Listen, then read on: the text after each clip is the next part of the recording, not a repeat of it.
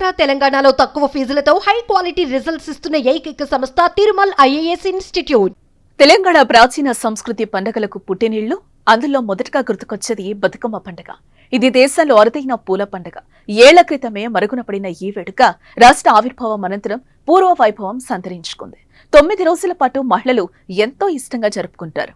చోళరాజైన ధర్మాంగదునికి 100 మంది కుమారులు సంతానం. వారంతా యుద్ధంలో మృతి చెందుతారు. చాలా కాలం తర్వాత లక్ష్మీదేవి అనుగ్రహంతో ఓ ఆడపిల్ల పుడుతుంది. ఈ పాపకు బతుకమ్మ అని పేరు పెట్టి నిండు నూరేళ్లు బతకాలని అందరూ ఆశీర్వదిస్తారు. ఆ అమ్మాయే బతుకమ్మగా పూజలు అందుకుంటోంది.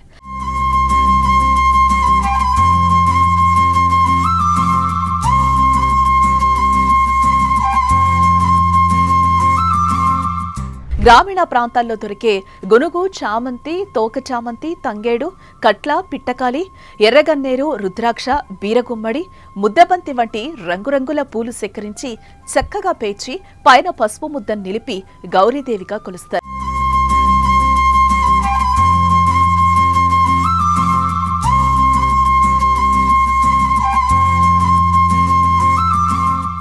ప్రతిరోజు సాయంత్రం ఆడుకొని చెరువులో నిమజ్జనం చేస్తారు. 9 రోజులు 9 పేర్లతో బతుకమ్మను పిలిచి కొలుస్తారు. 9 రకాల ఫలాలు సమర్పిస్తారు. ప్రతిరోజు ప్రత్యేకంగా పలహారం నైవేద్యంగా పెడతారు. తొలి రోజు ఎంగిలిపూల బతుకమ్మ, రెండో రోజు అటుకులు, మూడో రోజు ముద్దపప్పు, నాలుగో రోజు నానబియ్యం, ఐదో రోజు అట్ల బతుకమ్మను కొలుస్తారు. ఆరో రోజున అర్రమి అంటారు.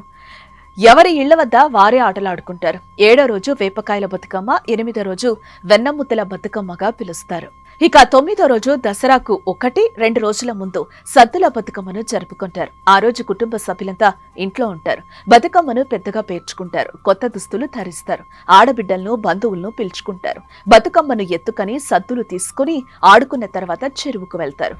జొన్న, మక్కపిండి, బెల్లం, పెసరపిండి, నెయ్యితో చేసిన పదార్థాలు, సత్తుపిండి, దోసకాయ, పెసరపప్పు, బెల్లంతో సద్దులను తయారు చేస్తారు.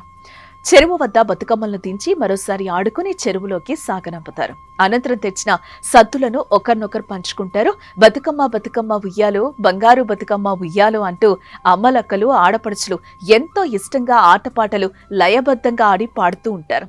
ప్రతి పాటలోనూ గౌరమ్మనే ఆరాధిస్తారు. ఇందులో గొప్ప సాహిత్యం కూడా ఉంటుంది.